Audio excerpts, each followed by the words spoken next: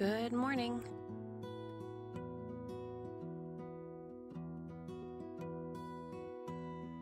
Today I'm going to focus on the garden tour, specifically on the Birdies beds section of the garden and some of the stuff that we're doing here.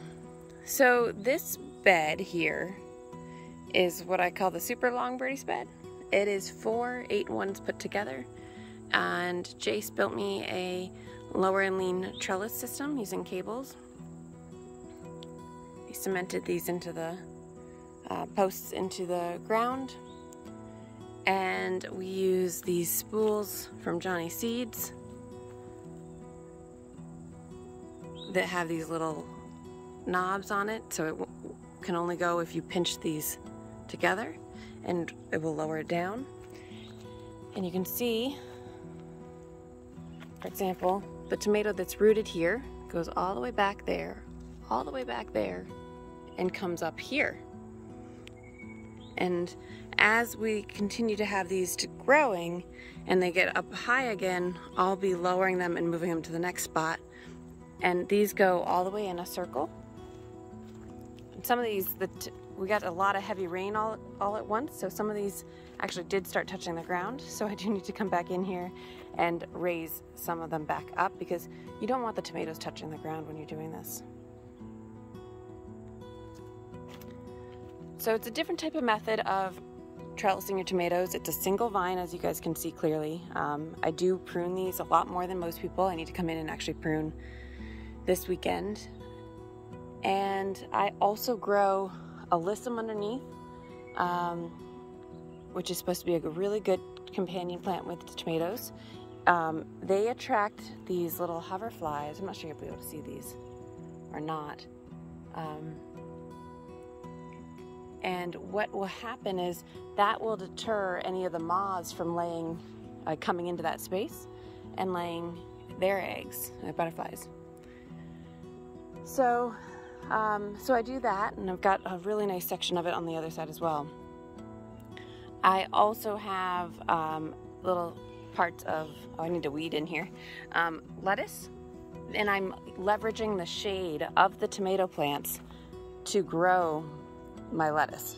I tried to put celery in this bed and it kept getting eaten. There's a couple that are left over on the other side, but for the most part, at this point, we just have lettuce as kind of the extra, and then basil over here on the end. Sorry for the blue jay setting off his alert over there.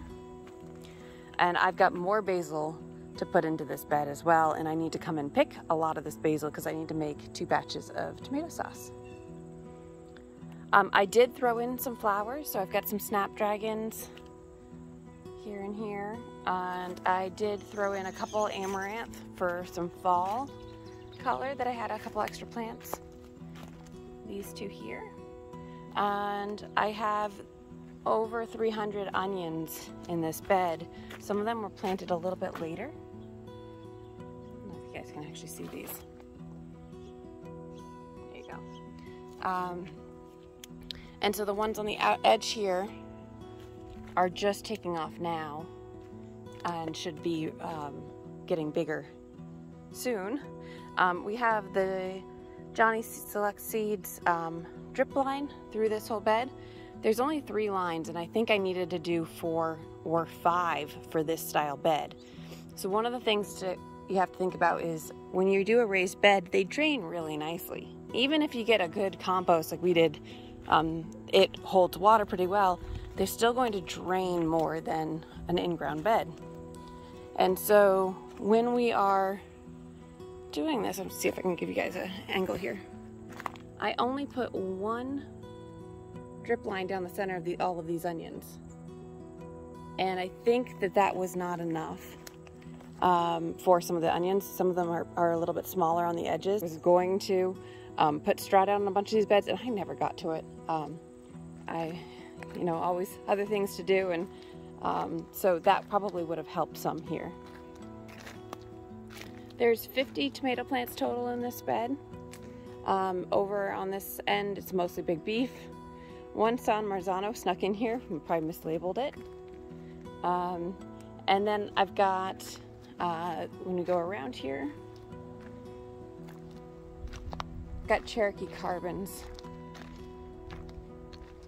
over on this end,